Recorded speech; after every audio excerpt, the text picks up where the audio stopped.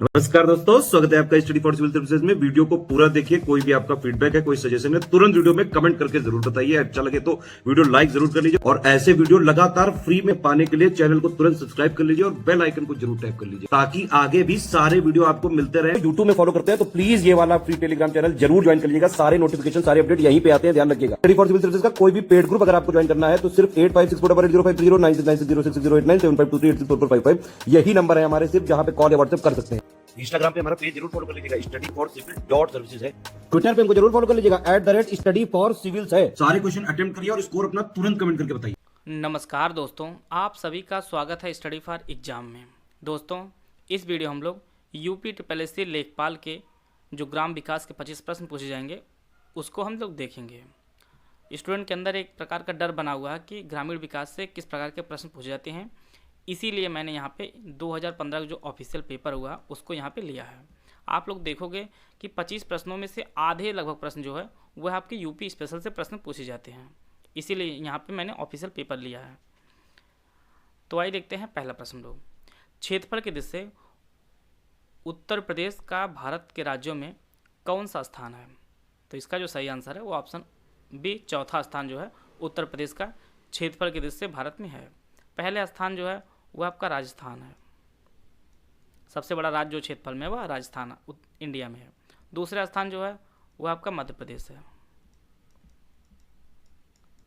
तीसरा जो स्थान आता है तो वह आपका महाराष्ट्र है और चौथा जो है वह अपना उत्तर प्रदेश है।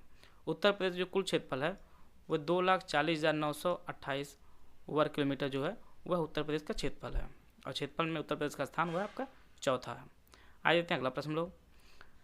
9वीं पंचवर्षीय योजना जो 1997 से 2002 के मध्य थे, ग्रामीण क्षेत्रों में बीपीएल के लिए निश्चित की गई वार्षिक पारिवारिक आय का स्तर क्या था?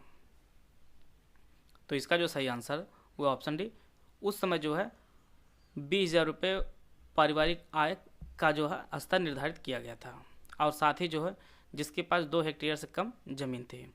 और वर्तमान में जो है इसे बढ़ाकर ग्रामीण क्षेत्रों के लिए 46,080 रुपये रखा गया है और शहरी क्षेत्रों के लिए यह आपके 56,460 रुपये रखा गया है। यह मैंने ऑफिशियल डेटा लिया है, अभी चेक किया है। और बात करते हैं बीपीएल के, तो बीपीएल जो फुल फॉर्म होता है वह बिलो पॉवर्टी लाइन होता है।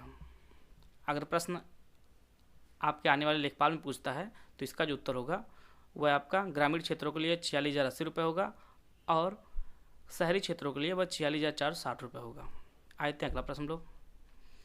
उत्तर प्रदेश में किस वर्ष में मनरेगा प्रारंभ किया गया था?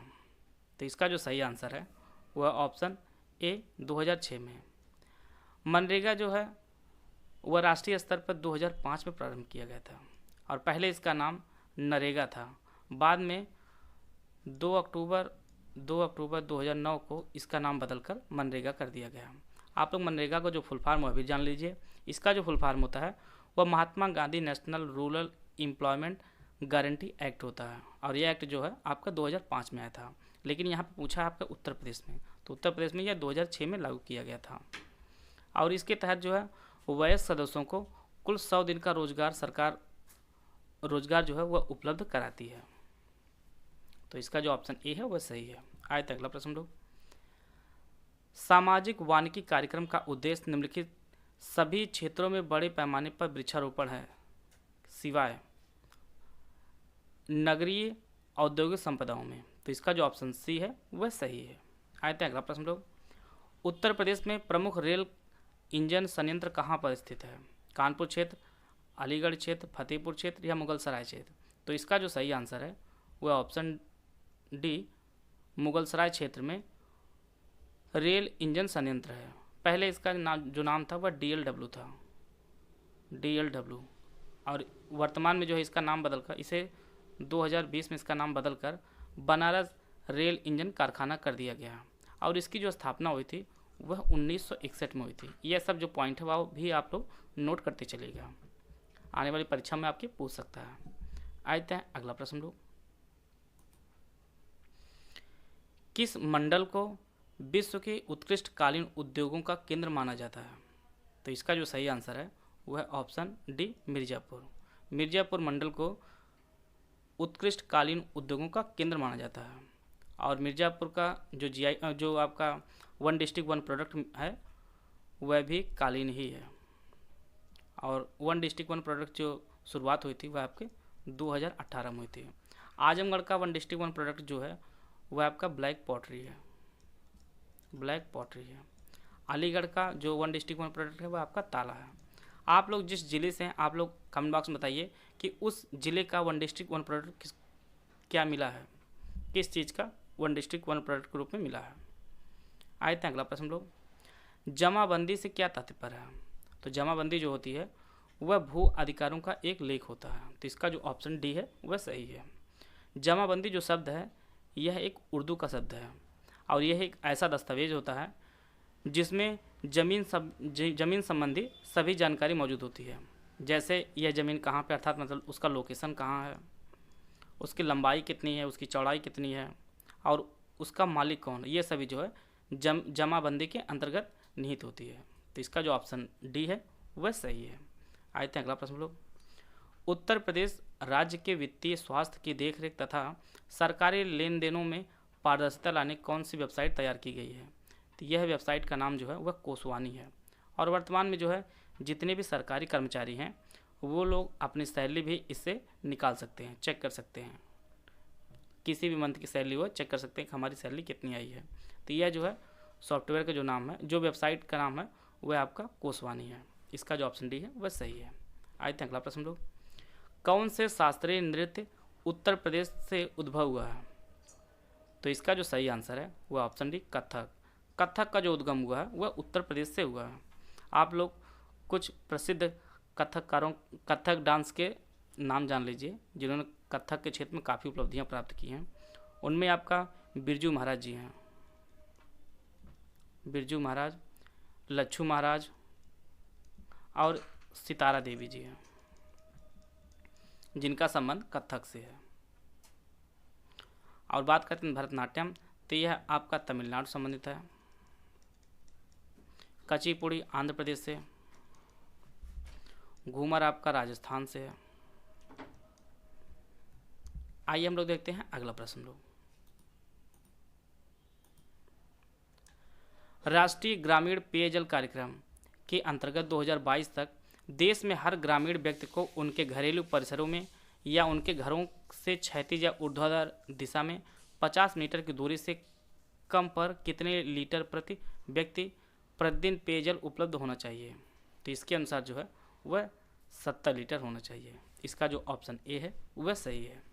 आए थे अगला प्रश्न लोग, भारत की जनगणना 2011 के अनुसार उत्तर प्रदेश का प्रति वर्ग किलोमीटर जनसंख्या घनत्व कितना है। तो डेंसिटी कितनी है, तो वह जो है 2011 के अनुसार आपकी वह 829 है। और 2001 में जो है यह डेंसिटी आपकी 690 थी। अगर आप लोग उत्तर प्रदेश का ऑफिशियल साइट पे जाएंगे तो वहाँ पे 829 की जगह पे वहाँ पे 828 लिखी है। तो सरकारी वेबसाइटों में भी काफ़ी कमियाँ आप लोगों को देखने को मिलेंगी। वहाँ पे 828 दिया हुआ है, लेकिन जो ऑफिशियल डेटा है उसमें 829 है।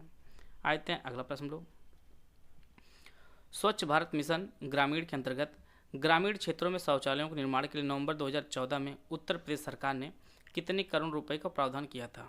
तो यह आपका 685 करोड़ रुपए का प्रावधान किया था नवंबर 2014 में उत्तर प्रदेश सरकार ने। और बात करते हैं स्वच्छ भारत मिशन, तो इसकी जो शुरुआत हुई थी वह 2 अक्टूबर 2014 को गांधी जी के जन्मदिवस पर इसकी शुरुआत हुई थी। इसका जो ऑप्शन सी है वह सही है। आए थे अगला प्रश्न लोग, उत्तर प्रदेश में 75 जिलों सहित कितने प्रमुख मंडल हैं। तो उत्तर प्रदेश में मंडलों जो संख्या है वह आपके 18 मंडल हैं। आप लोग किस मंडल के अंतर्गत आते हैं और उसमें कितने ज़िले आते हैं, आप लोग कमेंट बॉक्स में इसको बताइएगा। मुझे पता है कि बहुत लोगों के बारे में उन्हें खुद ही नहीं पता होगा कि वह किस मंडल के अंतर्गत आते हैं। तो आप लोग अपना मंडल और उसमें कितने ज़िले हैं उन ज़िलों के नाम आप लोग कमेंट बॉक्स में बताइएगा। आए थे अगला प्रश्न लोग,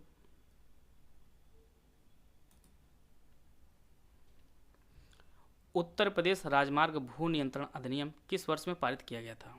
तो यह आपका 1945 में पारित किया गया था। और इस अधिनियम के तहत जो रोड बनती है उसके बगल में जो घर बनता है, जो हम लोग घर बनाते हैं या कोई भी चीज़ बनती है, तो उसके बीच में जो जगह होती छोड़ी जाती है वो लगभग 5 मीटर छोड़ी जाती है। तो इन सब के बारे में जो है यह 1945 के अधिनियम में बताया गया था। तो इसका जो ऑप्शन डी है वह सही है। आए थे अगला प्रश्न लोग। मध्याह्न भोजन कार्यक्रम के अंतर्गत मध्याह्न भोजन के पकाने, परोसने व उपभोग करने में स्वच्छता का ध्यान रखने के लिए जांच पड़ताल कितनी आवृत्ति पर करनी चाहिए। जैसा कि आप लोग जानते हैं ये दैनिक कार्य है, इसे डेली करना चाहिए सफाई के लिए। तो इसका जो ऑप्शन बी है वह सही है। आए थे अगला प्रश्न लोग। अंबेडकर विशेष रोजगार योजना के अंतर्गत सामान्य श्रेणी लाभार्थियों के लिए उपलब्ध लागत प्रतिशतता एवं अधिकतम आर्थिक सहायता सब्सिडी धनराशि क्या है। तो सामान्य वर्ग के लिए जो छूट है वह आपका 25% हो सकती है और 7,500 रुपये तक होती है। अगर यही प्रश्न दूसरी तरह से पूछता कि अगर ये SC ST के लिए पूछता, SC ST के लिए लाभार्थियों के लिए, तो यह आपका 33% हो जाता और 10,000 रुपये हो जाता। लेकिन यहाँ पे जो प्रश्न पूछा है वह सामान्य श्रेणी के लिए है। तो इसका जो ऑप्शन बी है 25% और 7,500 रुपये। आए थे अगला प्रश्न लोग। एक ग्राम पंचायत में महिलाओं के लिए कितने प्रतिशत पद आरक्षित होने चाहिए। तो यह आपका 33% महिलाओं के लिए पद आरक्षित होने चाहिए एक ग्राम पंचायत में। तो इसका जो ऑप्शन बी है वह सही है। आइए देखते हैं अगला प्रश्न लोग। निम्नलिखित में से कौन सा एक उत्तर प्रदेश राज्य के अधीनस्थ न्यायिक कार्यालय के रूप न्यायिक सेवा के रूप में कार्य करता है। तो यह आपका इटावा जिला न्यायालय है जो उत्तर प्रदेश के अधीनस्थ न्यायिक सेवा के रूप में कार्य करता है। इसका जो ऑप्शन ए है वह सही है। और यह जो सभी उत्तर बताए जा रही हैं ऑफिशियल आंसर की से ही बताए जा रहे हैं। ब्रिटिश शासन के दौरान उत्तर प्रदेश में भूमि पंजीकरण किस अधिकारी द्वारा किया जाता था। तो ऑफिशियल की में जो है वह काजी माना है। तो इसका जो ऑप्शन ए है वह सही है। आए थे अगला प्रश्न लोग। राज्यसभा में कितनी सीटें उत्तर प्रदेश से हैं। तो उत्तर प्रदेश में कुल सीटों की संख्या राज्यसभा की है वह आपकी 31 है। और बात करते हैं राज्यसभा की, तो राज्यसभा में कुल टोटल जो सीटों की संख्या वह आपके 250 है। आए थे अगला प्रश्न लोग। BPL सूचियों से छूटे हुए BPL परिवारों के लाभ पहुंचाने के लिए कौन सी योजना प्रारंभ की गई थी। तो वह आपकी समाजवादी पेंशन स्कीम योजना जो है प्रारंभ की गई थी उस समय। तो इसका जो ऑप्शन बी है वह सही है। तो आप लोगों को जो भी इसकी तैयारी कर रहे हैं लेखपाल के लिए, तो आपको हर एक स्कीम के बारे में अच्छी जानकारी होनी चाहिए और हर एक फैक्ट आपको पता होना चाहिए। इसके लिए मैं सीरीज शुरू कर रहा हूँ जिसकी पहली वीडियो जो आप लोगों को कल मिलेगी इससे संबंधित। आए थे अगला प्रश्न लोग। उत्तर प्रदेश में किस प्रकार के मिलें सबसे अधिक संख्या में हैं। तो चीनी की मिलें जो हैं उत्तर प्रदेश में सर्वाधिक हैं। तो इसका जो ऑप्शन ए है वह सही है। अगला प्रश्न है SGSY का पूर्ण रूप क्या है। तो यह जो है स्वर्ण जयंती ग्राम स्वरोजगार योजना है। यह जो है SGSY का पूर्ण रूप है। तो इसका जो ऑप्शन बी है वह सही है।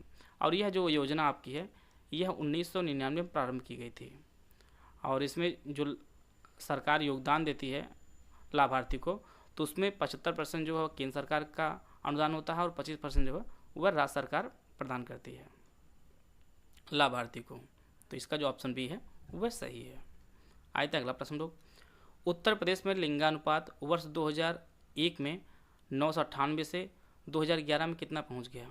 तो वह आपका 912 पहुंच गया। इसीलिए मैंने हर चीज़ जो है आप लोग तुलनात्मक आप पढ़िएगा कि जैसे एक जो हमारा जनगणना 2001 पहले आई थी, इसके बाद 2011 आई, तो इन सब में तुलनात्मक अध्ययन जरूर करिएगा। पिछला भी डेटा आप पता करिएगा और जो वर्तमान डेटा में कितना बढ़ोतरी हुई या पिछला कितना हुआ, तो इस प्रकार से आप पढ़ेंगे तो कोई भी प्रश्न आपकी परीक्षा में गलत नहीं होने पाएगा। आए थे अगला प्रश्न लोग। मध्य भारत में 1 बीघा हेक्टेयर जो है कितने के बराबर होता है। तो यह आपके 0.2529 हेक्टेयर के बराबर 1 बीघा होता है मध्य भारत में। इसकी जो PDF मैं अपने Telegram group study for exam में शेयर कर दूंगा, आप लोग वहाँ से लेकर इसको देख लीजिएगा। और कल से आप लोगों को ग्राम विकास की जो वीडियो है वह मिलनी प्रारंभ हो जाएगी। वीडियो अगर आपको अच्छा लगा तो लाइक कर सकते हैं, चैनल सब्सक्राइब कर लीजिएगा। वीडियो को पूरा देखने धन्यवाद। जय हिंद, जय भारत।